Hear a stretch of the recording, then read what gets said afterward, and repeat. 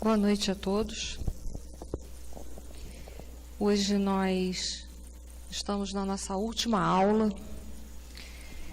e nos nossos últimos minutos juntos de reflexão, né? Juntos, porque nós vamos continuar os nossos processos de reflexão. Reforma íntima, caminho e esperança para o alto amor e a autodesobsessão. Uma pergunta que eu quero fazer e deixar também uma reflexão para vocês.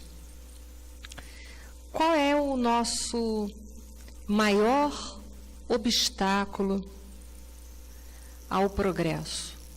Ou o que é que nos torna tão refratários a mudanças? E responder o ser humano, puxa, está no caminho. Eu vou dar a resposta, mas para vocês depois refletirem um pouquinho mais sobre isso. O que mais nos torna refratários, ou o maior obstáculo para o nosso progresso, ele se chama orgulho. Não foi à toa que nosso Senhor Jesus Cristo, no Sermão do Monte, que é um sermão que tem por finalidade ensinar para todos nós o caminho de implantação do reino de Deus aqui na Terra,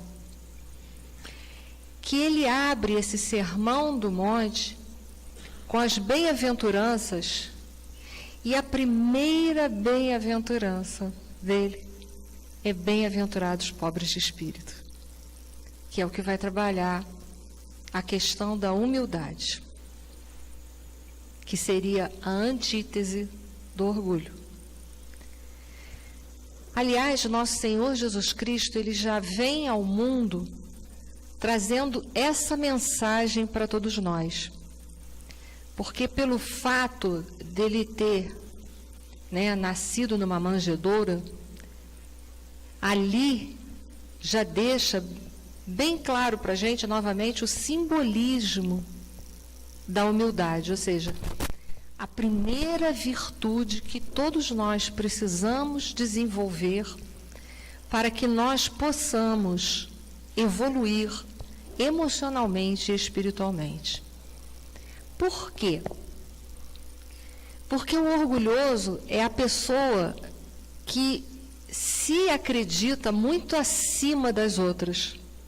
E, portanto, ela não acredita que ela tenha nada mais para aprender. Muito pelo contrário, ela acha que ela está aqui para ensinar alguma coisa aos outros e não para ela aprender. Então, por isso que o orgulho é o maior entrave, é o maior obstáculo, é aquilo que mais nos torna refratário ao progresso. Porque ele me impede de ver uma série de coisas que eu preciso trabalhar no meu mundo interno, que eu preciso para dar seguimento ao meu processo evolutivo. Por isso que nosso Senhor Jesus Cristo, ele foi o exemplo de humildade, já nasceu exemplificando a humildade, e deixa no Sermão do Monte, que ali consta, ali tem todos os ensinamentos necessários para nós implantarmos o reino de Deus aqui na Terra. Ali tem todo o roteiro, tem todos os ensinamentos necessários. E ele abre justamente falando sobre humildade. Porque se a gente não se permitir, a gente não vai, de forma alguma, evoluir. Hoje a gente vai trabalhar com a questão da consciência egóica, que para muitas pessoas isso é um assunto novo e para muitas outras pessoas é um assunto complexo. Então nós vamos devagar e vamos ver até onde a gente vai conseguir alcançar. No capítulo 3 de O Evangelho segundo o Espiritismo, que trata muitas moradas na casa de meu pai, há lá um item intitulado Mundos Inferiores e Mundos Superiores. Ali os espíritos, eles vêm colocando as características dos mundos inferiores e dos mundos superiores, no entendimento que os mundos inferiores é o nosso, ok? Esse é o que nós habitamos, os mundos inferiores. E tem lá um item 11 que os espíritos colocam assim: no vosso, ou seja, no nosso mundo, no nosso planeta, é aquela questão que não sei se a pessoa que me perguntou do bem e do mal não está aqui essa noite. Ele fala assim: no vosso, ou seja, no nosso mundo, precisais do mal para sentirdes o bem, da noite para admirardes a luz, da doença para apreciardes a saúde. Naqueles outros, ou seja, nos mundos superiores, não há necessidade desses contrastes. Então, nós ainda precisamos de contrastes para poder entender e, ao mesmo tempo, não só entender, mas, ao mesmo tempo, nós podermos nos desenvolver e valorizar o bem na nossa vida. Então, ele mostra para nós que é uma condição nossa, uma condição, por sermos moradores dos mundos inferiores, que, aliás, quem dá a categoria dos mundos é a nossa evolução que dá a categoria, não é os mundos, né? Somos nós. O nosso planeta vai deixar de ser provas e expiações a partir do momento em que seus moradores, encarnados e desencarnados, derem um passo. Aí ele deixa de ser de provas e expiações e passa para a categoria de regeneração. Então, ele diz que no nosso mundo, na nossa condição, nós precisamos dos contrastes. Ou seja, nós precisamos dessa falsa dessa ilusão da dualidade, porque a gente já sabe que o mal, ele não tem existência própria. Somos nós que damos a ele uma existência. Ele é temporário. Então, aqui, nesse mundo, nós precisamos de contrastes, nós precisamos das oposições, da ilusão dos opostos para compreendermos, ou seja, para discernirmos, porque a própria palavra discernir significa separar. Então, nós precisamos disso para nós nos desenvolvermos, para nós despertarmos. Então, o nosso despertamento de consciência, ele é feito justamente pelas oposições, pelos opostos. Mas lembra, é só um dispositivo, é só um start para nós despertarmos a nossa consciência.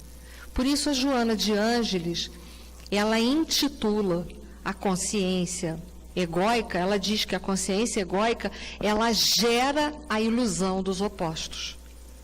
Então, a nossa consciência é uma consciência egóica porque ela enxerga tudo de forma dualista. Mas essa dualidade, ela irá se diluindo à medida em que nós compreendermos o bem e vivenciarmos o bem. Ok? O nosso assunto de hoje é um assunto mais complexo, um pouquinho. Então, à medida em que vocês tiverem alguma dúvida, interrompam no mesmo instante, para que possa ser esclarecido. E quem está em casa também, porque a gente tem o Davi lá atrás que pode passar as perguntas. Nós temos, aliás, na série psicológica da Joana de Ângeles toda, né? Ela vai falar muito sobre a questão do ego e do self. Então, ela diz no livro Momentos de Meditação, capítulo 4, o ego é a herança do primarismo animal a ser direcionado. Ou seja, esse primarismo, esse instinto, ele precisa ser o quê? Direcionado. Isso é uma palavra que nós precisamos entender muito bem. Porque direcionar não é conter. Direcionar não é esconder, não é fazer de conta que não existe. Isso a gente precisa entender. Porque nós estamos vendo uma sociedade muito contida, mas pouco transformada. Então é isso que a gente precisa entender. Não é escondendo o meu lado ruim que significa que eu passo a não ter o lado ruim. Muito pelo contrário. É preciso que eu entenda que eu tenho, eu tome consciência disso, para justamente eu poder fazer o quê? Dar uma direção, uma diretriz a isso que está dentro de mim, que precisa ser trabalhado. Fazer de conta que não existe não significa que a gente tenha anulado aquele mal dentro de nós. E ela diz, o ego vai se constituindo, olha que interessante, lentamente no processo de evolução do ser, que começa no átomo, conforme atesta também a questão 540 e as subsidiárias 607, 607A, de O Livro dos Espíritos. Ok? Então, a gente vai vendo que o ego ele vai se formando e justamente quando ele está formado é quando a gente desponta, a gente tem a nossa consciência egóica, que é uma consciência dualista, que é uma consciência que gera a ilusão dos opostos. O que são opostos? Um exemplo de oposição. Preto e branco, alto e baixo, certo, errado, o bem e o mal. Ué, é. Ok? Então, a gente desperta justamente por causa disso, dessa dualidade. Que é a hora que eu tomo consciência que eu existo. Enquanto o princípio inteligente está estagiando no reino mineral, no reino vegetal, no reino animal, ele não tem a consciência de si próprio. Ele não tem. A gente passa a ter quando ingressa no reino nominal. E é aí que nós vamos ter uma consciência egóica. É uma consciência de destaque. Agora eu sei que eu sou eu e vocês são vocês. Agora sim. É a consciência, a tomada de consciência de que eu existo, eu sou destacado. Eu sou um ser individual. Eu tomo essa consciência.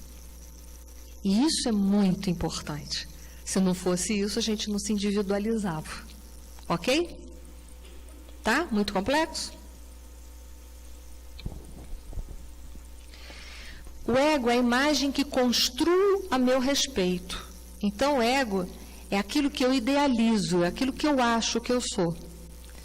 Se a gente perguntar para muita gente, como você é? Muita gente vai dizer, eu sou linda, sou maravilhosa, sou assim. Já vai ter gente que vai responder o quê?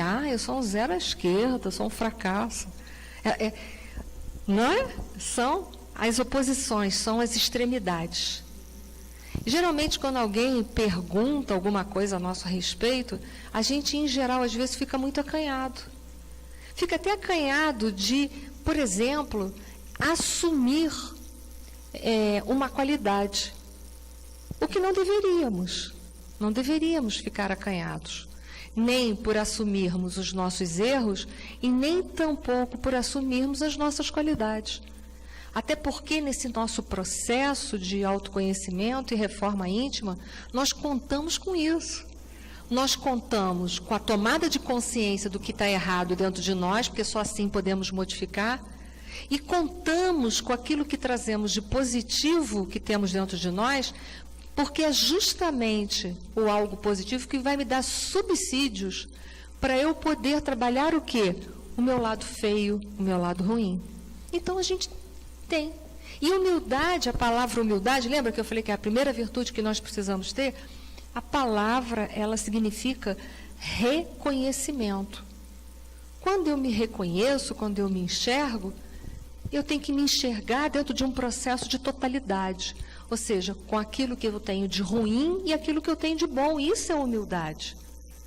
Humildade não é renegar o que trazemos de positivo. Muito pelo contrário, isso é uma falsa humildade. Então, nós, dentro desse processo, nós temos que contar com o nosso lado positivo. Então, o ego, ele também representa a personalidade. Eu estou Enir, mas eu não sou Enir. Eu sou um espírito imortal que tive muitas vidas, vou ter tantas outras, e por ora eu estou Enir. Mas, na verdade, eu não sou. Eu sou um espírito imortal. O self é a minha realidade, é o meu ser espiritual, sou eu mesma. E é lá também que vai estar escrito as leis divinas. Olha que interessante. Portanto, se eu não consigo trabalhar a minha consciência egóica, eu vou encontrar as leis divinas? Não vou. É preciso um mergulho. É preciso um mergulho. Muito grande. Mais ainda, vocês sabem o que significa religião? Todo mundo acho que sabe, né, a definição. É religare, é nos ligar com Deus, não é? Significa fazermos a nossa comunhão com Deus, nos unirmos a Ele, né? Certo? Deus está em todos os lugares? Sim. Deus está no umbral? Sinto informar, mas sim. Senão Deus não seria misericordioso, bom e justo. Porque Ele abandonaria seus filhos para lá. Porque é uma comprovação maior. Deus está dentro de vocês? Então, se eu caminhar para o umbral, Ele vai junto comigo. Porque Deus é amor. Deus é amor. Mas eu vou botando assim umas sementes dentro de vocês das complexidades. Tá? Então, o self, a minha realidade é espiritual. Para eu encontrar as leis, eu tenho que mergulhar dentro de mim. Mas para eu encontrar Deus, eu também preciso fazer o quê? Mergulhar dentro de mim, porque Ele é quem fez o quê? As leis. Se eu encontrar as leis, eu encontro quem? Deus. Quando eu encontro as leis, quando eu me aproximo das leis e eu vivo as leis, não é quando eu estou em comunhão com Deus? Por isso que muita gente fala, mas acho que muitos não sabem a profundidade disso. Essa sociedade está perdida, é falta de Deus, é verdade. Porque ninguém se procura, ninguém se olha, que se não se olha, não se vê, mas também não encontra Deus. Aí procuramos, durante séculos, Deus fora, nos templos religiosos. E como não encontramos nada palpável, muitas vezes desistimos dele. Porque ele tem que estar aqui, ó. Para onde eu for, ele tem que estar aqui. Ele tem que pulsar, tem que vibrar. E de preferência, ele tem que se mostrar toda vez em que eu me manifestar. Deveria ser assim. O ego. Vou explicar esse negócio esquisito, mas primeiro eu vou contar uma história. Vocês vão prestar atenção em mim ou no gráfico, senão eu tiro o gráfico. Sejam sinceros. Vocês vão prestar atenção? Então tá, vou acreditar, hein? Dizem que havia uma aldeia que tinha um mestre, e esse mestre é que mandava em toda a aldeia. E de repente começou a surgir um burburinho que tinha um discípulo dele que estava andando sobre as águas. Ele, o quê? Um discípulo meu? Andando sobre as águas? O que é isso? Mande chamar ele aqui que eu quero saber sobre essas coisas. O que ele está fazendo por aí? Ainda diz que é meu discípulo. Como ele pode andar sobre as águas? Ele é um discípulo. Eu sou o mestre. E mandou chamá-lo. E aí chegou lá e o mestre interrogou o discípulo. Está havendo aí uma falação pela cidade que você agora está andando sobre as águas? Isso é verdade? Sim, mestre, sim, eu estou andando agora sobre as águas. Como assim? Como é que você faz isso? Ah, mestre, é fácil. Eu faço assim, eu pego a minha canoa e vou lá para o meio do rio. Quando eu estou chegando no meio do rio, eu fico em pé no barco, mentalizo a sua pessoa, mestre. Ponho o pé para fora da água e digo, em nome do mestre, e saio andando. É só isso? Perguntou o mestre. Ele disse, é. Ah, tudo bem, então vai embora. Ele pensou assim, se o meu discípulo pode fazer isso só mentalizando a minha magnânima pessoa, imagina o que eu não posso fazer, né? Ele pegou a canoinha dele, foi lá para o meio do rio, né? Quando chegou lá no meio, foi fácil ele mentalizar a pessoa dele. Era a coisa mais fácil do mundo. O que mais ele fazia todo dia era olhar no espelho. Então, ele chegou lá no meio do rio, fechou os olhos, se imaginou lindo e maravilhoso e poderoso, que é o que ele achava dele, botou o pezinho para lá de fora da canoa e disse, em nome do mestre, bum, afundou.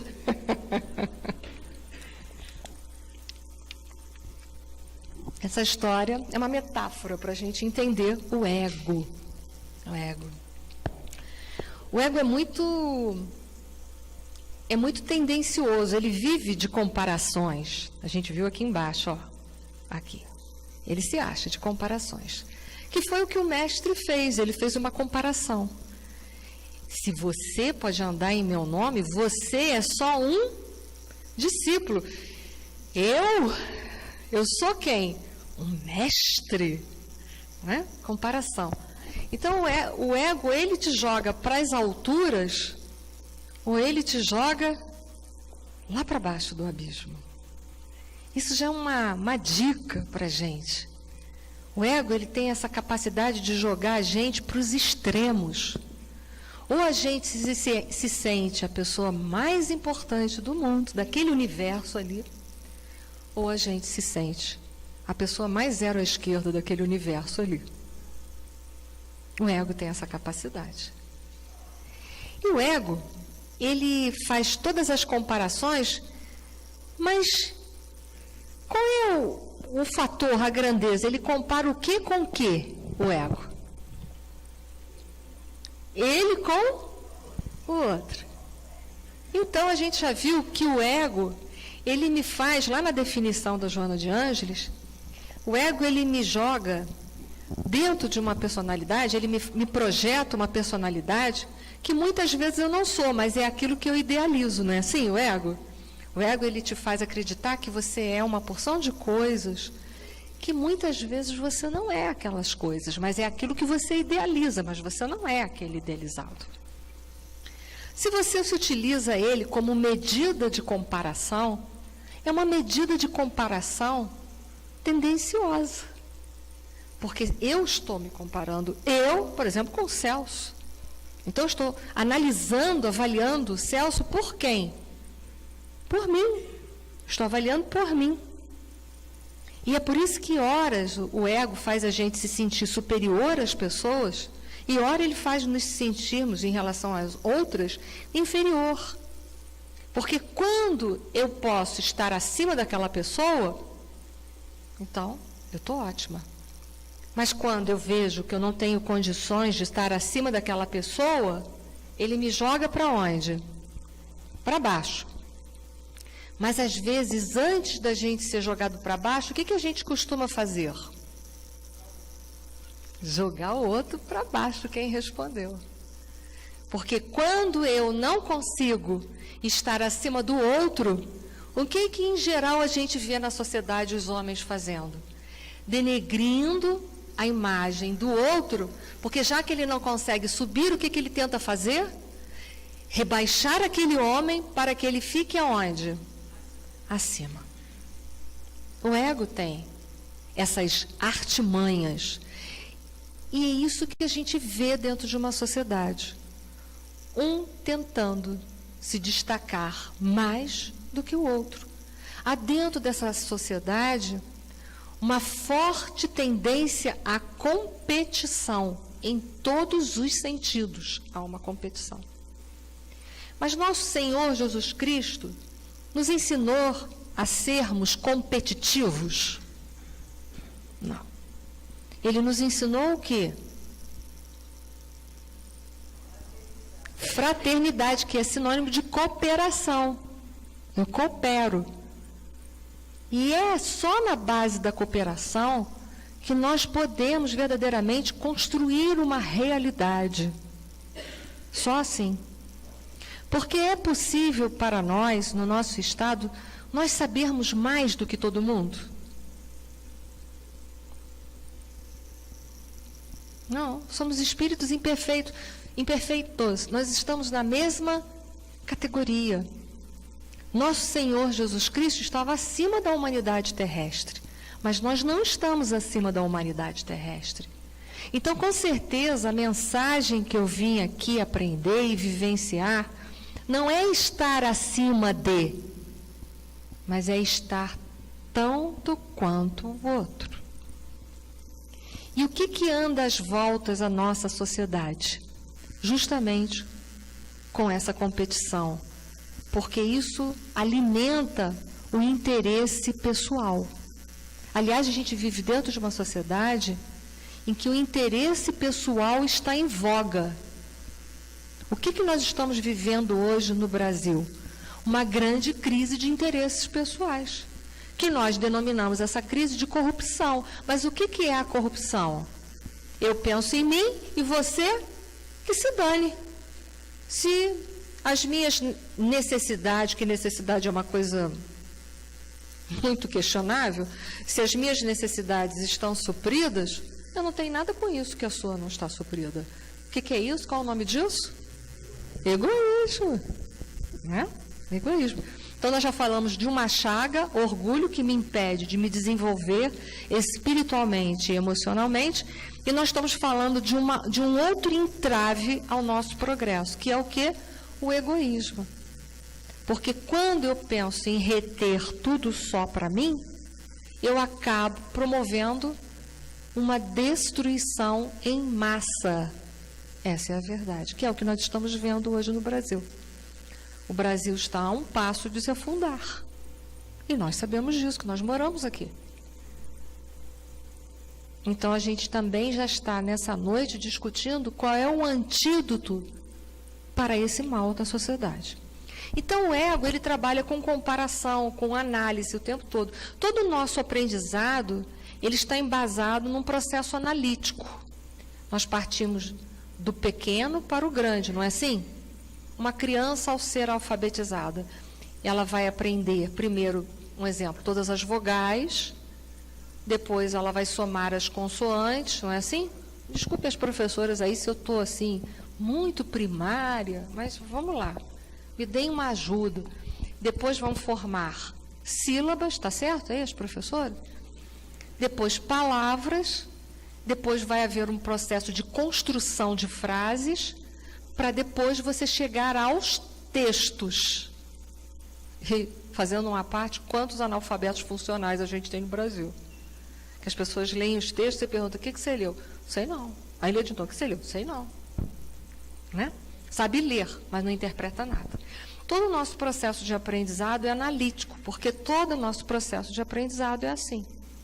Então, a nossa consciência é uma consciência egóica, mas é uma consciência dualista. Ela gera a ilusão dos opostos. Por que ilusão dos opostos? Porque existe o mal? Não, nós já sabemos que não. O mal é apenas a ausência do bem. Quer um exemplo prático? Quando nós chegamos aqui, esse salão estava todo escuro, não estava? A luz afugenta as trevas, não é? E as trevas afugentam a luz? Não. Quando eu sair daqui, eu não tenho o botão, vou ligar a escuridão. Não.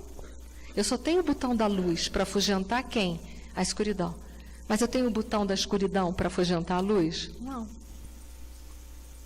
Então, é isso que a gente tem que entender. Eu sei que falar de consciência egóica, falar de dualidade, falar do bem e do mal, é algo ainda muito filosófico para todos nós. Mas nós precisamos ir avaliando essas questões dentro da gente.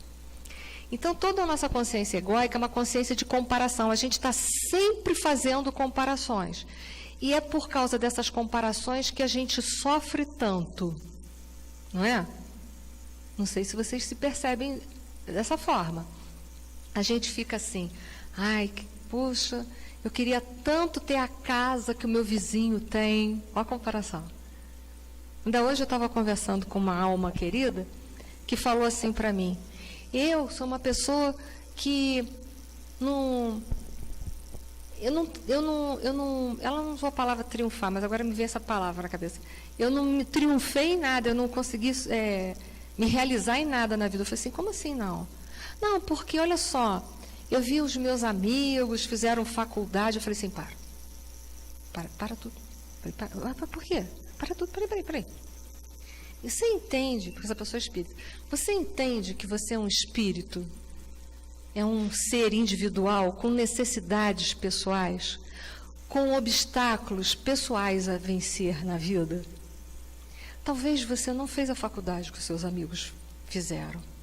Mas será que não teve outras vitórias dentro de você que você teve que enfrentar? Qual o seu contexto de vida? Não é o contexto de vida dos seus amigos, é? Não. A sua história de vida é igualzinho dos seus amigos? Não. Não é. Então, você tem uma mensagem a viver aqui na Terra diferente do outro? Sim. Eu falei assim, então, como assim? Quando você comparar você com a sua própria vida, de onde você veio, quais eram os seus obstáculos, quais foram as suas dificuldades internas a vencer, aí sim você pode dizer para mim se você foi uma pessoa vitoriosa ou não. Agora, você se comparando com o outro, peraí, aí não funciona isso. Vamos dar um outro exemplo? Olha só, imagine duas irmãs, uma sofre de fobia, não consegue sair do quarto. A outra irmã não, é toda resolvida, dizem, né? Extrovertida, e sai o mundo inteiro. Ah, ela é a irmã, todo mundo vai achar que viaja resolvida. Um exemplo banal, né? Mas se um dia aquela irmã que só consegue viver dentro do seu próprio quarto, não consegue sair de lugar nenhum, ela agora, de repente, ela já sai do quarto e consegue ir até a sala, e agora ela consegue fazer esse trânsito livremente, sem nenhuma fobia, ela é vitoriosa? Muito, muito. Então, o que é vitória? O que é triunfo? Pergunto para vocês. Tudo depende do teu contexto de vida. Agora, quando a gente se compara, quando a gente se compara, a gente se dá muito mal quando a gente faz isso. Porque a gente cria padrões, a sociedade criou padrões, que a mulher perfeita, antigamente era a mulher magérrima, agora já é um pouquinho mais cheinha, e daqui a pouco muda isso tudo, não é assim? A pessoa bem resolvida na sociedade, que é vitoriosa, que triunfou, foi aquela que tem carro, que tem casa, que tem títulos. Aí quem não consegue, o que ele fica se achando? Um zero. Mas ele não é zero à esquerda. Ele não é. Tem uma pergunta aqui, eu já botei alguém para pensar. Vai chegando lá, ó o microfone.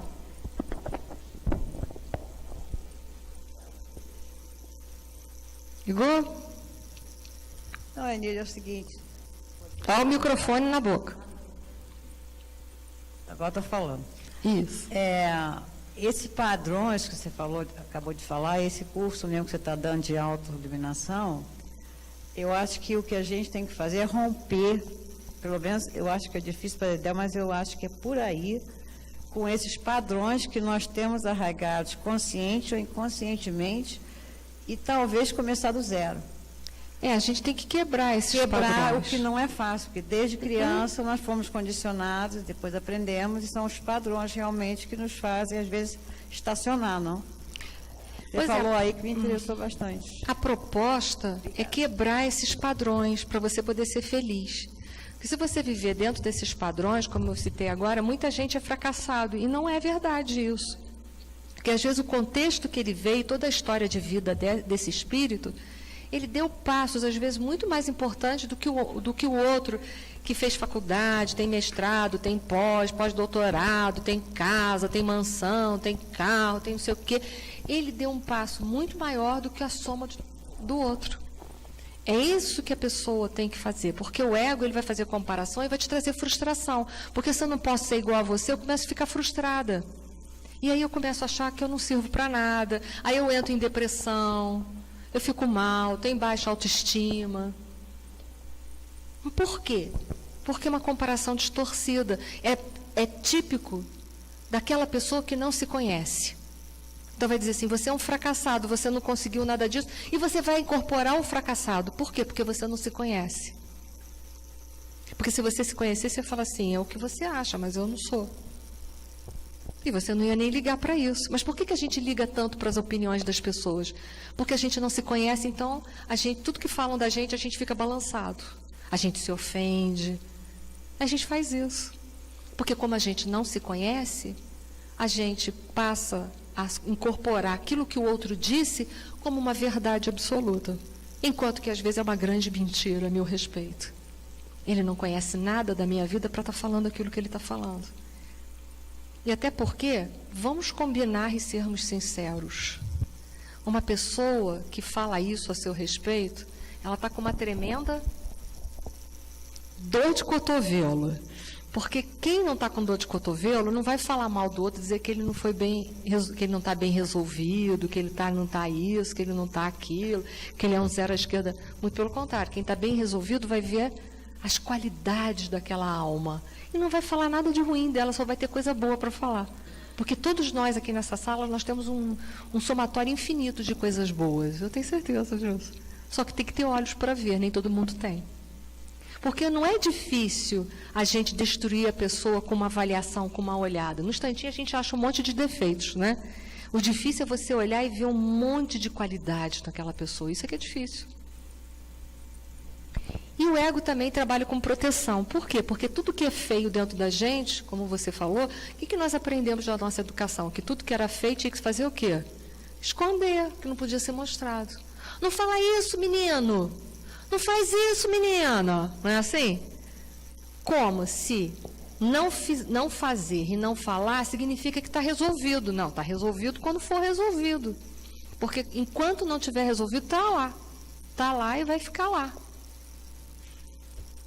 Foi? Seguimos? Dizem que o nosso ego, pela psicologia transpessoal, ele é representado por 2 camadas de ignorância, que envolve o ser essencial. Quem é o ser essencial? É o self, é o espírito imortal. Deus é amor. Então nós somos filhos de quem? Do amor. Olha que bonito. Nós temos dentro de nós, todo mundo aqui, ninguém é mais privilegiado que o outro, todos nós aqui trazemos uma semente linda de amor dentro da gente. Mas a semente precisa de quê? De um solo muito bem tratado para a semente germinar e dar flores e frutos. Só que se a gente tiver 2 camadas de ignorância, que equivalem a mato, a entulho, a pedra, esse terreno vai permitir, esse terreno tão cheio de mato, esse terreno tão cheio de sujeira, esse terreno tão cheio de pedras e entulho, ele vai permitir que a semente do amor se desenvolva? De forma alguma, ela vai abafar essa condição. Diz lá a parábola do semeador. Ó, já dá para começar a pensar sobre isso. O que queria dizer aquela parábola, né? Então, uma camada mais interna, eles chamam ela de camada de desamor ou negatividade do ego, que a gente vai ver. E uma camada mais externa, eles denominam essa camada de pseudo-amor ou máscaras do ego. Então, nós somos envolvidos por essas 2 camadas densas de ignorância, que a gente agora vai começar a avaliar essas camadinhas que a gente está no nosso redor. Vamos ver lá. Olha a camada de negatividade do ego. O que ela origina? Ódio, egoísmo, orgulho, revolta, raiva. E ela é chamada de desamor. E é verdade. Porque toda vez que eu tenho um sentimento de raiva, um sentimento de mágoa, um ressentimento, quem é o primeiro a ser sensibilizado e afetado por esses sentimentos? Eu. É para ver o quanto a gente não se ama. A cada vez que eu emito um pensamento de mágoa em relação a uma pessoa, eu não gosto daquela pessoa, por exemplo. A primeira pessoa que está recebendo toda essa carga de desamor, de desafeto, sou eu. E pode ser que o outro nem receba. Tem isso também. Porque imagina se ele está na sintonia do bem e do amor. O que vai acontecer com essa camada negativa que eu jogar para cima dele? Refratária, vai bater nele, não vai nem afetar ele. É como se fizesse um escudo. E vai voltar para quem? Para o proprietário, que sou eu que emiti. Olha só que agravante. Além de eu ser, e muitas vezes, por que é agravante? Além de eu ser a primeira pessoa a me afetar com aquela energia negativa, eu ainda posso receber aquilo tudo de rebarba em dobro, porque vai bater e vai voltar para quem? Por isso que dizem, eu não sei onde está escrito isso, mas eu vou aproveitar a história. Dizem que uma vez o Divaldo estava passando uma situação de calúnia, ele estava muito chateado. Aí a Joana de Ângeles falou assim: meu filho, olha só, se alguém algum dia te jogar uma pedra, se você não abaixar para pegar a pedra, o dono da pedra um dia vai ter que voltar para pegar. E é verdade. Se te jogam ciúme, inveja, calúnia, mas você tem amor, tem perdão, tem compreensão, você não vai pegar aquela pedra porque ela não te pertence. O que te pertence é o amor que você tem pelo outro. O que vai acontecer? O dono, aquele que te jogou aquilo, vai ter que voltar e vai ter que incorporar, resolver essa pedra. Porque essa pedra é de quem? É de quem jogou. É lei de causa e efeito. No livro Episódios Diários, para falar sobre a questão da maledicência, lá tem uma história que eu sempre conto, alguns aqui que só meus alunos conhecem. Dizem que uma pecadora foi procurar o padre para se confessar dos seus erros. Aí chegou lá, ela confessou toda a questão da calúnia que ela fez, e o que ela esperava é que depois da confissão dela, o padre desse para ela uma penitência, e aí ela estava perdoada, Kitty. Quando acabou, o padre falou assim: minha filha, eu quero que você vá na sua casa e me traga um travesseiro de plumas. Ela foi, pensou, beleza, fácil, né? Foi em casa, pegou um travesseiro de plumas e levou para a igreja. Quando chegou lá, o padre falou assim: agora, minha filha, eu quero que você vá lá no alto, na torre da igreja, rasgue esse travesseiro e solte as plumas. Ela pensou assim, fácil. Foi lá, rasgou o travesseiro e soltou as plumas. Aí voltou, padre, pronto, já fiz. A pessoa assim, agora eu estou absolvida, né? Já fiz a minha penitência. Ele falou assim, agora, minha filha, para terminar, volta lá e cata todas as plumas. Assim é a calúnia. Então, assim deveríamos ser nós. Então, essa camada aí, pode ser que a gente se identifique com algum desses aí embaixo. Eu não sei, talvez nem todos, né? Será que algum dia já senti ódio, egoísmo, orgulho? Vou ter orgulho 2 vezes, isso é problema meu mesmo. Revolta, raiva, mágoa, ressentimento, tive angústia, depressão, ansiedade, desespero, medo, pânico, violência, cólera, ciúmes, inveja, sei lá, maledicência. Será que em algum momento eu tenho alguma dessas coisas na minha vida? Eu sinto em algum momento isso daí? Não, só... Hein?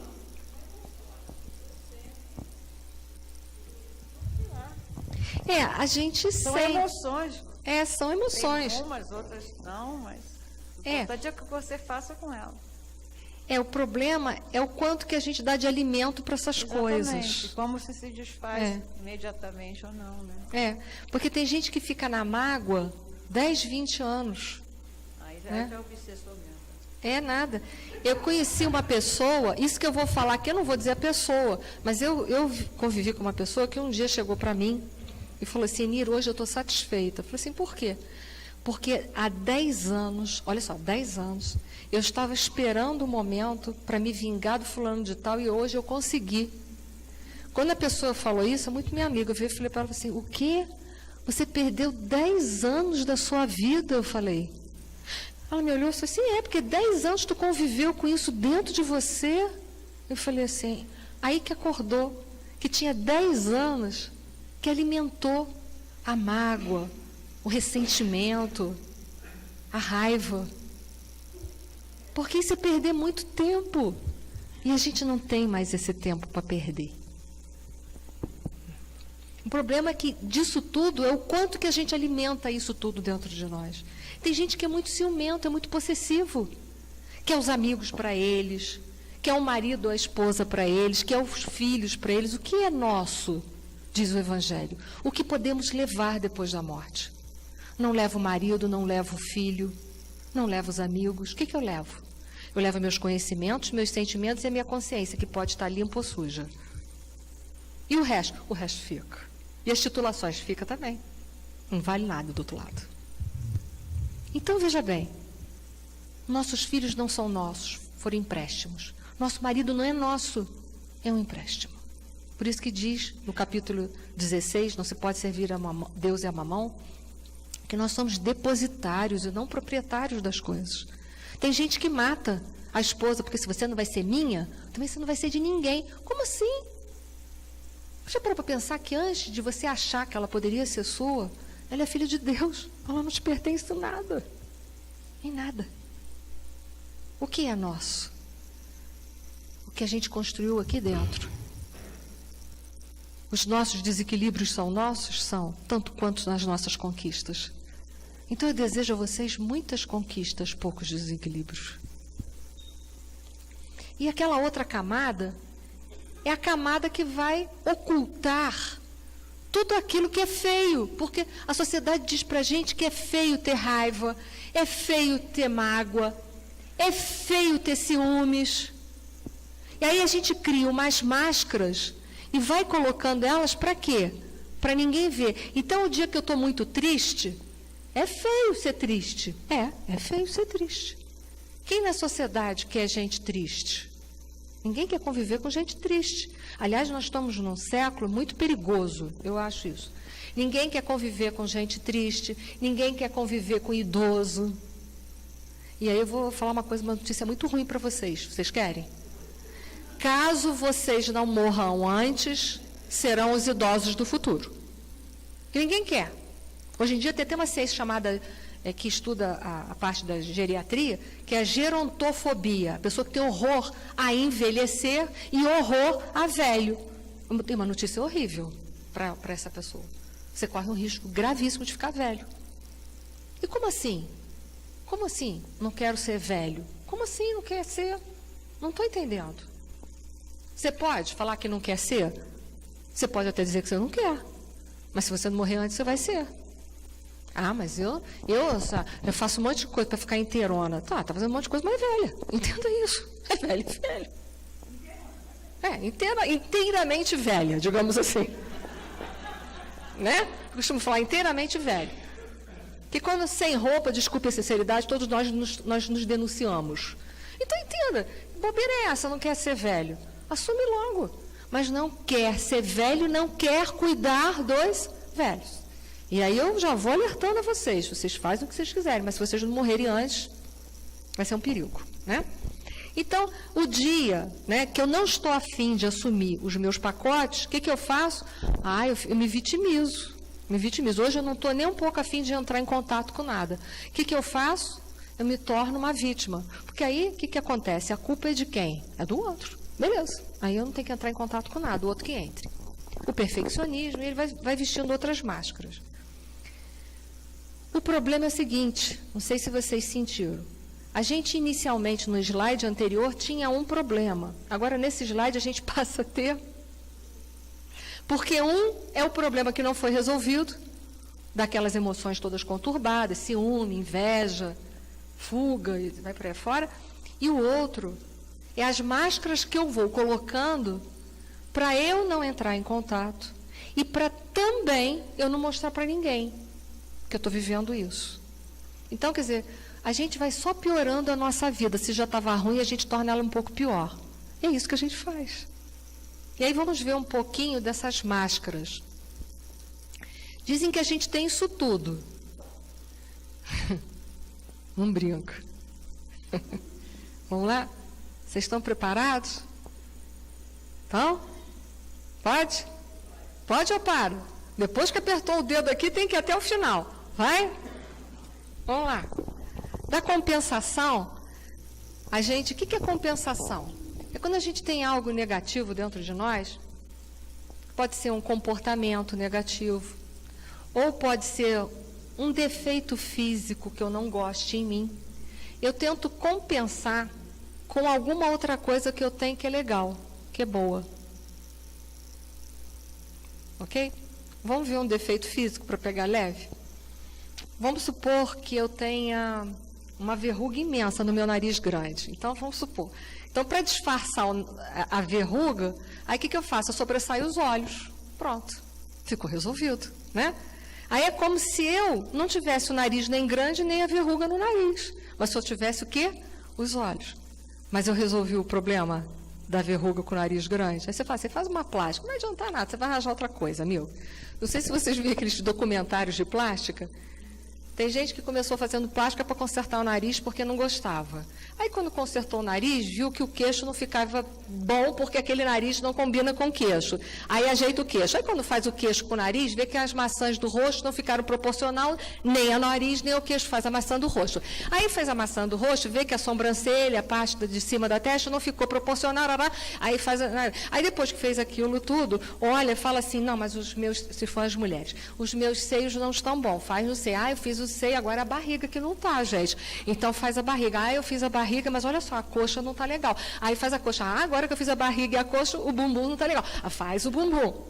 E quando você vê, você passou uma vida de desculpa e sinceridade, de rejeição. Porque o que você gosta de você, afinal de contas? Ou você está esperando que alguém goste de você por aquilo que você aparenta? Vou dar um conselho a vocês. Se alguém só gostar de vocês porque vocês estão muito bonitinhos, se afastem dessas pessoas. Se afastem. Sabe? Porque se caso a gente ficar velho, a gente não vai ficar tão bonitinho quando a gente era quando era mais novinho. E aí vai ser um problema. Vivam com pessoas que gostem de vocês como vocês são. Como vocês são. Mesmo que vocês tiverem um nariz imenso como uma verruga. Mas que gostem de vocês como vocês são. Porque senão estão gostando da casca. E tem que gostar do conteúdo, porque o conteúdo é eterno. Mas a casca vai ficar. O mal dessa sociedade é que a gente está vivendo de casca. Até porque ninguém mostra o conteúdo, até porque ninguém nem sabe o que tem no conteúdo, nem o próprio conteúdo não conhece. E aí, conclusão, as relações vão sendo feitas de qualquer maneira. E tudo que é feito de qualquer maneira, o resultado é uma catástrofe, um tsunami. Garanto a vocês. Se alguém se aproxima de você e começa a fazer uma lista de exigências muito grande, você fala assim, amigo, toma aqui o teu questionário, pode levar ele. Fica com ele. Até a próxima encarnação. É sério, gente. Isso é muito sério. Porque se a gente não gostar da gente, nós não vamos poder gostar dos outros. Lembra que ninguém dá aquilo que não possui? Entenda, se você é a pessoa que não se conhece, se você é a pessoa que se rejeita, entenda, está tudo errado já. E eu pergunto a vocês de coração. Muitas vezes, dentro do nosso coraçãozinho, que é tão pequeno às vezes, mas brota as luzes, que a gente gosta de pessoas, às vezes, que não tem nada por fora, não é? Que às vezes até esteticamente, até feio. Então, que alguém goste da gente como a gente é também. Porque é possível. Porque se a gente gosta de gente que esteticamente não é bonito, é possível.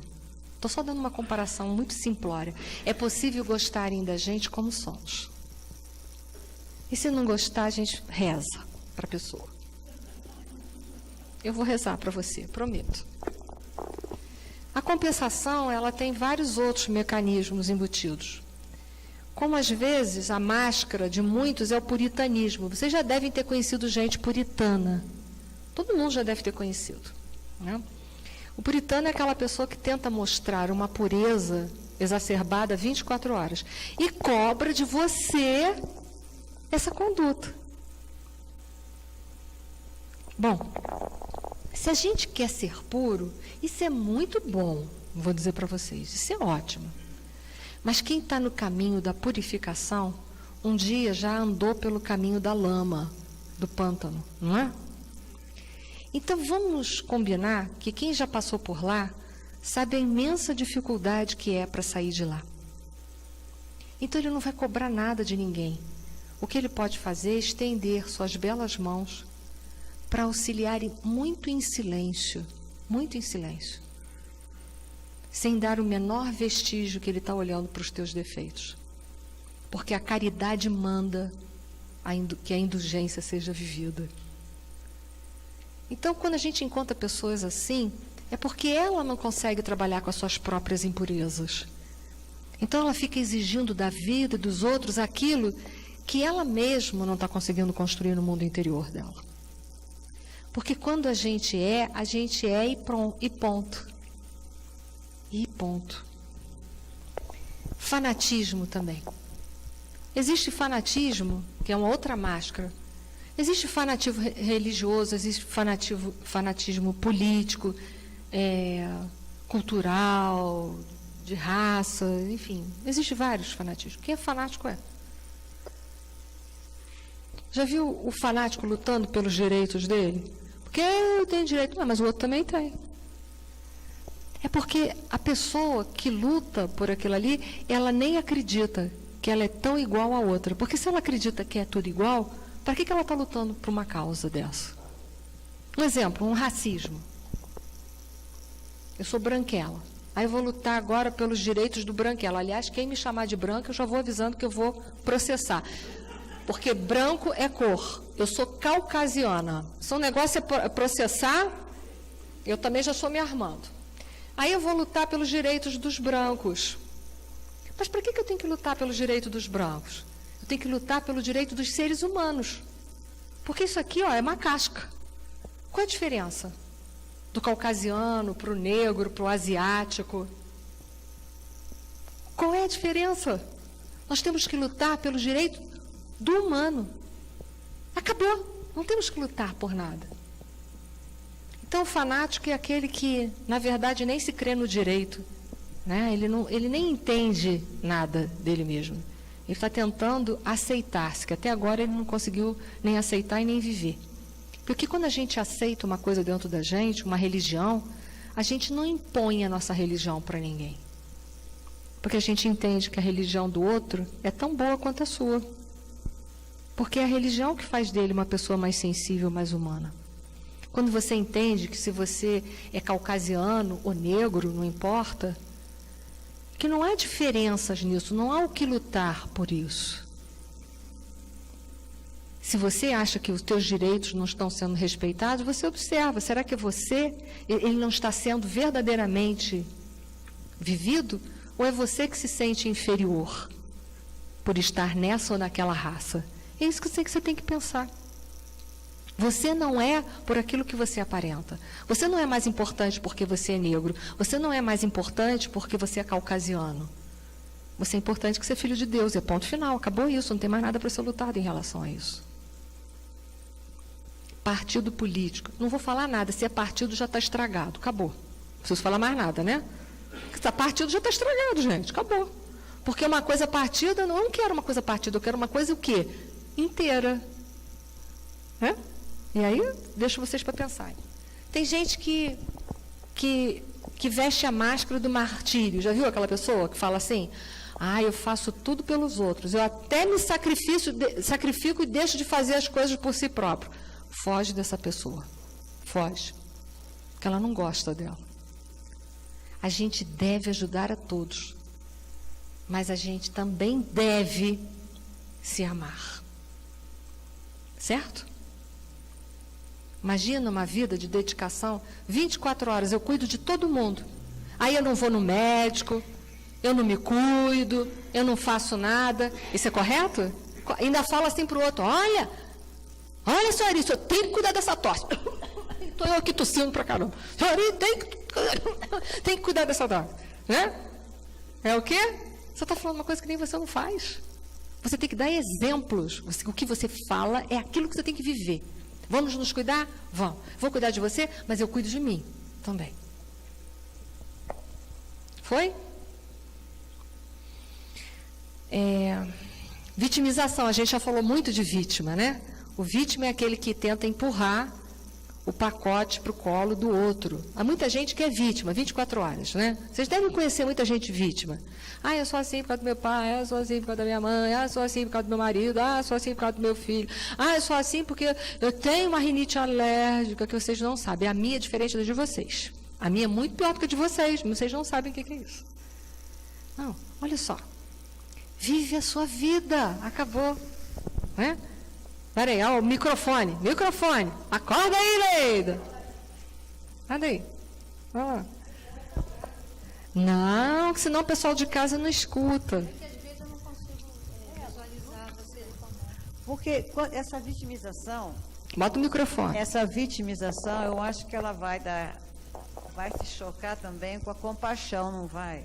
Porque é uma pessoa que se sente vítima, ela deve sofrer, Paco, né? Então, Mas aí ela tem... Deixa lá para lá, que se dane, porque chega uma hora que dá vontade de fazer isso mesmo, né? Mas a gente pode falar isso não. Cheio, mas... A gente tem que ter compaixão. Pois é, compaixão, né? Porque realmente eu conheço muita gente assim também. E aí a vontade que dê vontade de deixar para lá, quero saber, energia negativa. A gente escuta, a gente tenta conduzir. Tem que ter compaixão. E muitas vezes a gente não tem nada para falar, porque a pessoa tem que desincorporar os seus papéis, desincorporar.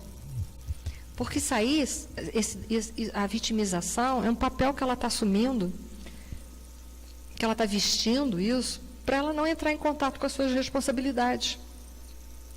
Porque, veja bem, aqui nessa sala, quem que gostaria muito de ser responsável pela felicidade do próximo, integralmente? Quem gostaria? Ninguém. Então, por que alguém tem que ser responsável pela sua felicidade? Vamos ser adultos e lutar pela nossa própria felicidade. Até porque a nossa felicidade, ela não está na mão de ninguém, ela está na nossa mão. E ela reflete.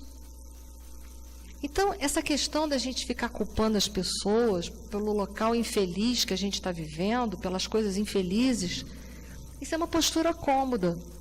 Porque difícil mesmo é você fazer mudar tudo isso. Mudar o outro, não, mudar você, o seu ponto de vista, a sua forma de olhar para aquelas coisas. E ir à luta da sua felicidade. Pode ser que aquelas pessoas, elas realmente sejam um entrave ao seu progresso, à sua felicidade. Porque tem gente que é mesmo, de verdade. Mas se você é infeliz, é porque você delegou esse poder para essa pessoa. Tira o poder dessa pessoa, bota o poder para a tua vida. Direciona o poder, você está direcionando errado, você está direcionando para o outro. Direciona para você, se dê essa ordem. Eu sempre falo para vocês, a gente tem que saber o que a gente pode esperar das pessoas. Vamos supor, todo mundo aqui deve ter um amigo que gosta de falar muito da vida dos outros. Eu tenho. Aí você tem amigo que é fofoqueiro? Tem, mas eu não faço fofoca. E eu corto. Você não devia andar com essa pessoa. Como assim que eu não devo andar? Porque assim como ela, uma pessoa maledicente, eu tenho outros defeitos. Se eu não for andar com ninguém, sabe o que eu vou fazer? Eu vou ter que ir para uma ilha morar sozinha. Mas eu ando com essa pessoa, mas eu tenho que filtrar o que eu vou dizer para essa pessoa, não é? Você vai contar uma coisa muito pessoal para essa pessoa? Só se você for louco. Porque quando você acabar de contar, ela posta no Facebook. Você está frito. Então, você tem que ter o quê? Bom senso. Mas essa pessoa não é uma pessoa boa. É sim, às vezes essa pessoa, se você pedir a ela, se você falar assim, olha, eu estou com um problema, não tem ninguém, preciso ficar internado no hospital uma semana, ela fala, eu fico com você e cuido de você. Mas só que é uma pessoa maledicente. Então, você vai vai desqualificar uma pessoa por inteiro porque ela tem um defeito. Então, nós também somos desqualificados, nós temos outros defeitos. A gente só tem que filtrar com quem a gente está vivendo. Você está vivendo com uma pessoa que é muito irritante, que tudo, sabe, vai estourar, vai brigar. O que você vai fazer? Você vai pensar mais como você vai dizer as coisas. Você vai procurar não fazer o que a outra pessoa já sinalizou que não gosta. Por quê? Porque ela é um estopim. Qualquer coisa, o que vai acontecer? O pavio dela é curto, vai o quê? Explodir. Então, você tem que saber com quem você está convivendo. É isso que você precisa saber. A sociedade... para eu mudar essa pessoa? Não é para você mudar. É para você mudar a tua abordagem em relação àquela pessoa.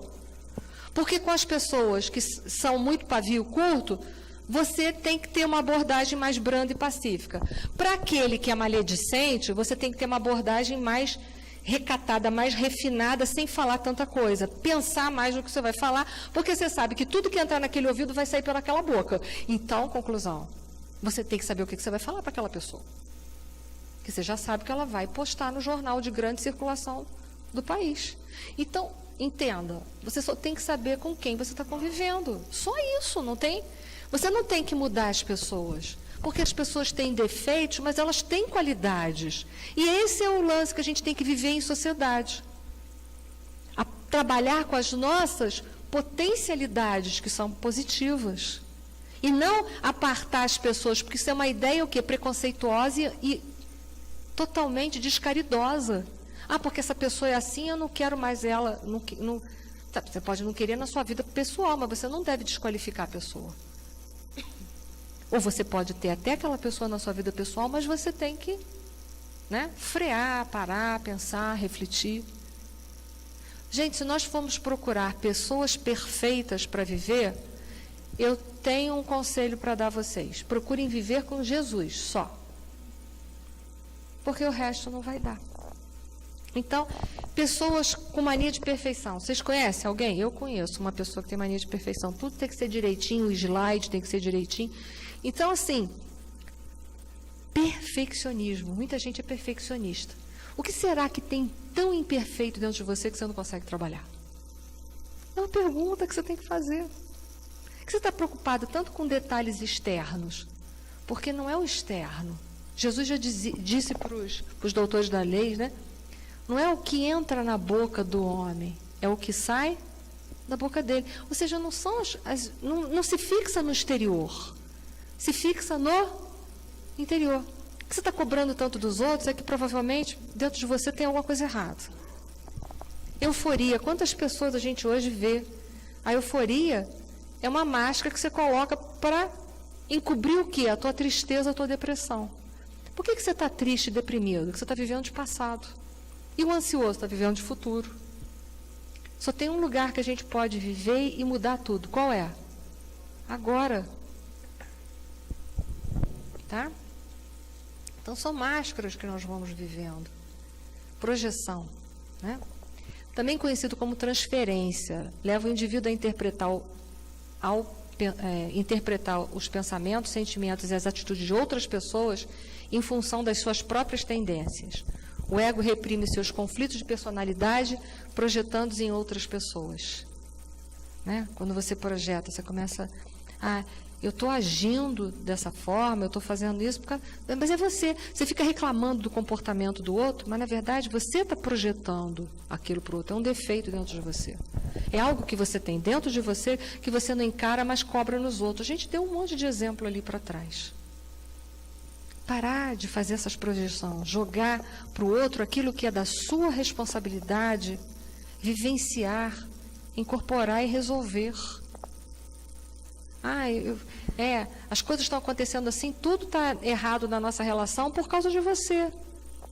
Nossa relação está falida porque a gente não tem isso, a gente não tem aquilo. O que a gente não tem, a gente tem que construir. Como é que é a prece de Francisco de Assis? Ele diz, é dando que se... É da lei de causa e efeito? É, né? Então, se eu quero mais amor, o que eu tenho que fazer? Amar mais. Se eu quero mais compreensão, o que eu tenho que fazer? Compreender mais. Se eu quero uma relação mais harmoniosa, o que eu tenho que fazer? Ser a pessoa mais equilibrada dessa relação. Mas a gente joga tudo para as outras pessoas irem resolvendo. Vamos lá? Vamos prosseguir? Racionalização. Isso aqui é fácil. Sempre tem uma frase que eu falo, quem se justifica, não se modifica. Quando vocês pegarem justificando alguma coisa, para tudo. Mas eu fiz isso porque todo mundo faz. Para. Como é que é? Você fez isso porque todo mundo faz? Cuidado, hein, amigo? Cuidado, porque pode ser que todo mundo levantou a mão para Barrabás e você fez junto. Já parou para pensar nisso? É melhor você parar para pensar. Para de justificar os seus atos. Eu fui grosseiro hoje porque eu tive um dia muito ruim. Não, você foi grosseiro porque existe grosseria dentro de você. Porque se não existisse grosseria dentro de você, você seria grosseiro? Não, não teria nem parâmetro, você não poderia fazer uma coisa que não é seu. Não? Eu perdi a paciência no trânsito. Perdeu que você nunca teve. Está em processo de construção ou não teve. Porque se fosse seu, você não tinha como perder essas coisas. Então, parar de justificar. Eu faço isso, eu sonego o imposto porque todo brasileiro sonega. Mas você é todo brasileiro ou você é você? Eu furo a fila do banco porque todo mundo fura. Muita gente fura. E é por isso que o Brasil está assim. Eu passo meu currículo por debaixo da mesa, que se eu não passar, vem outro e passa. Está justificando, não está? Mas isso justifica? Quando você chegar lá em cima, não vai justificar nada. Lá em cima, lá embaixo, atrás ou do lado, não vai justificar. Então, não vestir a máscara da justificativa. Toda vez que vocês pegarem assim, vocês vão falar uma coisa e justifica, vocês param. Agora eu faço assim, quando eu falo, opa, peraí, estou justificando. Não tem justificativa. O que nós fizemos é nosso. Nós não vamos fazer porque a coletividade fez. Nós não vamos fazer porque existe uma justificativa. O ser humano é o que mais justifica. Se vocês passarem na rua, um cachorro morder, você vai falar assim, vixe, como é que você me morde? Ele vai falar assim, porque hoje a minha esposa me contrariou. Ele vai falar isso para você, ele mordeu porque mordeu, para se defender, ponto final. Agora o ser humano tem sempre uma desculpa, né? Porque minha esposa me tirou do sério, meu esposo tirou do sério, não sei quem, porque meu carro quebrou, porque a minha conta venceu, não é? Olha a justificativa. Você fez isso porque você não quer entrar em contato. E aí você entrou num processo de frustração muito grande com você. É por isso que você fez isso. Porque você se frustrou com você. Isso prova, quando a gente se frustra, que a gente não se conhece. Não se conhece. Foi? Também chamado de introjeção. O indivíduo se identifica com os valores observados em outras pessoas e passam a ser vistos como sendo seus valores. Isso acontece muito na sociedade, com esses ídolos que andam por aí. Né? Eu não vejo novela, hein? Ídolos de pés de barco, a gente chama. Então, já tivemos vários ídolos, né? Gisele Bündchen, agora tem aquele rapaz do futebol, como é que é o nome? Aquele simpático, Neymar. Simpático. Neymar. Aí eu corto o cabelo assim, o que faz os meninos? Corta aquele cabelinho assim. Porque a Gisele anda assim, que aquela passada vai dar problema na coluna. É bom que vocês vão me dar dinheiro, entendeu? Andava assim, todo mundo queria andar assim, esquisito. Aquele antifisiológico, gente. Aquele antifisiológico, eu sou sincero com você. Que dá problema de coluna, problema no joelho. Mas é bom porque eu vou ganhar dinheiro com isso. Aí você incorpora aquilo e passa a viver como se você, entendeu? Você está andando na rua, andando assim, eu sou a Gisele Bündchen. É nada, amigo. Né? Você não é. Então, mas quantas pessoas fazem isso? Por quê? Porque não acreditam que elas podem ser elas mesmas. E que nós devemos ser amados por aquilo que nós somos em verdade.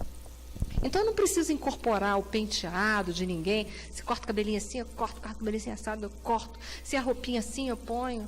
Né? Nem todo mundo fica bom com calça de cintura baixa. Como nem todo mundo fica bem de calça de cintura alta. Nem todo mundo fica bem de saruel, né? Imagina eu, fica um negócio aqui. Não combina, quadril. Aí todo mundo, porque está na moda, eu vou fazer, porque eu quero ficar igual a todo mundo, para ficar igual não sei quem que está usando. Você não tem que ficar. Você sabe quem que você tem que ser igual a quem? A você mesmo. A Mafalda que tem uma frase, né? Ela diz, justamente a mim me coube ser eu. Eu acho, que bom. Justamente a mim me coube ser eu. E que possamos ser nós mesmos. Mas eu não estou dizendo que ser o que somos justifica eu ser grosseiro com as pessoas. Não é isso que eu estou dizendo. Estou dizendo que você tem que ser transparente. Ser você. Sem tentar imitar as pessoas. Eu agora vou ser assim, vou andar assado, porque o fulano é assim, é assado, todo mundo gosta dele, ele é aceito na sociedade. O nosso problema é que a gente fica esperando aceitação. A gente fica esperando aplausos e aceitações. Mas nós é que temos que nos aceitar. Porque só a gente se enxergando, a gente pode ou modificar, ou simplesmente viver aquilo que é, aproveitar o máximo daquilo que é. Vamos lá, estamos terminando. Deslocamento. É quando alguma pessoa te irrita, você desloca. Ou para uma outra pessoa, ou para uma situação. Vamos supor, eu estou lá no meu trabalho e o meu gerente, sei lá, me irritou. Só que eu posso responder o gerente? Porque se eu responder o gerente, o que vai acontecer? Rua, meu emprego está difícil. Aí eu fico com uma raiva, eu saio do trabalho, o primeiro cachorro que passa, eu chuto o cachorro. Eu estou com uma raiva, chego em casa, o que eu faço? Bato a porta. Bem! Aí a esposa, benzinho, fiz aquela comida, não me enche não, tu fez essa porcaria dessa comida para comer, ai, que droga! Você sai jogando em todo mundo. O que os outros têm com isso? Que você não digeriu aquilo que foi dito a você lá. Então você engole no trabalho porque você não pode se expor. Mas você quer jogar em cima dos outros, achando que as pessoas têm que aguentar suas frustrações. Você tem que trabalhar isso. Vamos lá? Estou acabando. Negação.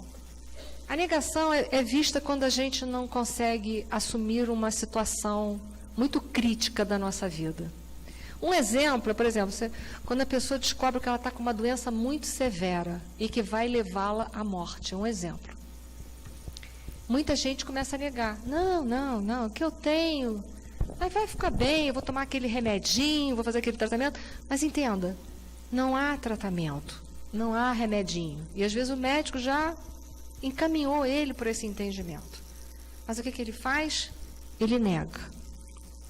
Mas eu dei um exemplo extremista. Tem tantas coisas dentro de nós que a gente nega. Tem gente que é tão orgulhoso, mas tão orgulhoso, que a única vez que errou foi o dia que se enganou, que achou que tinha errado. Tem um monte de coisas que a gente nega dentro da gente. E o que eu estou negando? Porque recusar ver não simboliza tratar. Ok? Muito bem. O nosso próximo passo, hoje, seria, olha o passado do verbo, ou seria, futuramente, né? Seria estudarmos, falarmos agora sobre a técnica parda. Mas nós estamos com 5 minutos. Eu preferi dar ênfase àquilo ali. Por quê? Por quê? Porque tem uma palestra minha no YouTube que eu já falei aqui nessa casa, de autoconhecimento pela técnica parda. Então, é só vocês acessarem o canal do grupo, que lá tem pouco tempo que eu dei essa palestra, foi a última, foi num domingo. Vocês jogam lá, vocês vão encontrar autoconhecimento pela técnica parda. Eu vou falar da técnica parda toda. É mais um subsídio. Hoje eu dei uma ênfase ali na consciência egóica e alguns mecanismos, falando de uma forma mais light possível, para começar a ambientar as pessoas a falar sobre isso. A sombra é tudo aquilo que você não gosta em você e que você joga para trás, que você oculta, que você não quer ver. É uma linguagem junguiana, né? É tudo aquilo que você não quer ver. A gente falou de um monte de sombra, tudo que a gente falou sombra. Tudo aquilo que a gente não quer ver de feio dentro da gente, que a gente nega, aquilo se transforma numa sombra. São as nossas sombras. Temos muitas sombras. A gente é meio assombroso, não quero enganar vocês. Mas o bom disso tudo é que a gente pode deixar de ser essa assombração. E a gente tem toda a possibilidade do mundo de se trabalhar.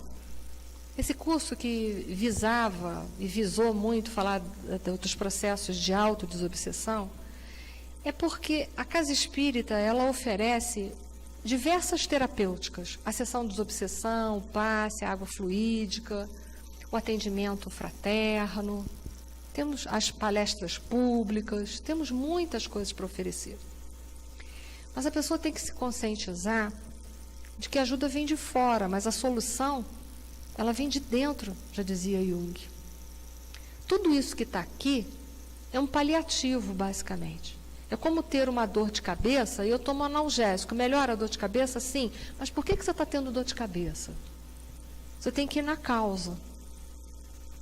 Então, por isso que nesse segundo tempo, quando a gente fez agora nesse segundo semestre, falando sobre a questão da desobsessão, como nós conversamos, eu e o Celso, dá ênfase no processo do autoconhecimento da reforma íntima.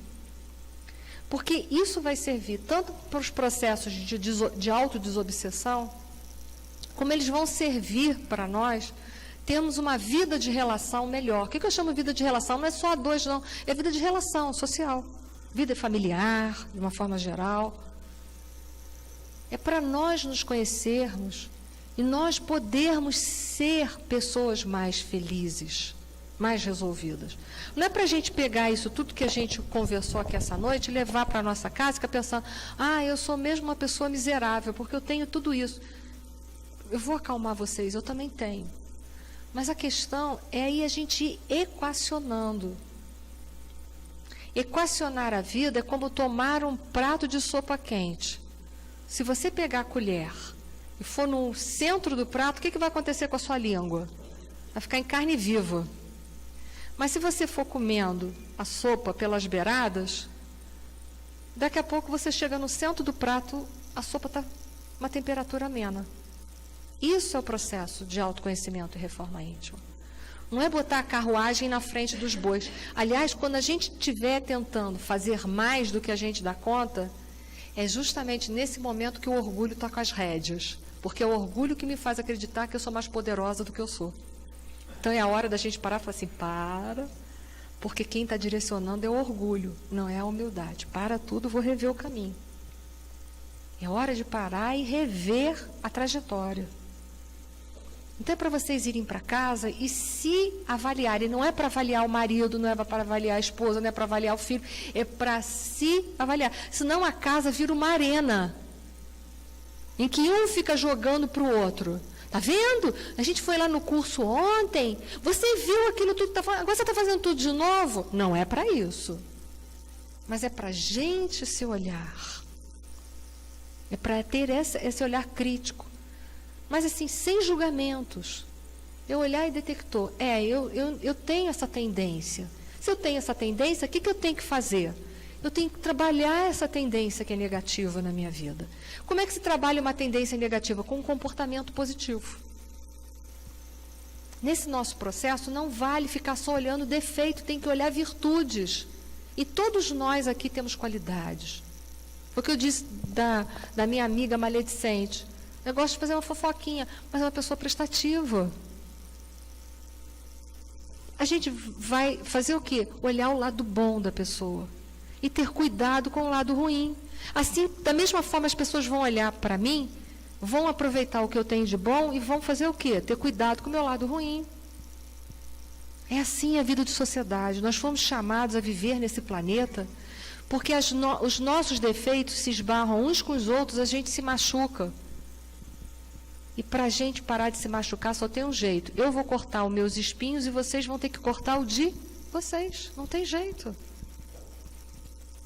Esse trabalho é um trabalho a nível de comunidade. A comunidade é terrestre, é o planeta todo. Mas começa tudo primeiro dentro da gente. Esse mundo muda, essa família cresce, começa na gente essa mudança. Não começa a gente querer impor às outras pessoas. A gente não gosta que as pessoas venham nos impor mudanças. Então não faz isso com o outro.